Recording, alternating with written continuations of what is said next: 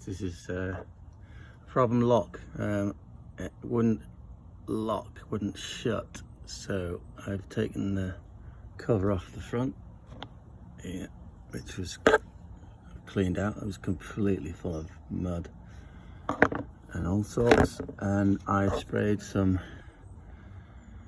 penetrating oil around the mechanism, because I think this here is the catch that is released by the cable here.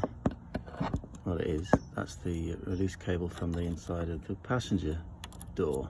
So I'm hoping if I press this down, it's going to lock like it would if the bonnet went down. There you go. It has. Right. Let's see if I can pop the bonnet up. I'll be back in a minute. Let's see. I'll put that there. Right.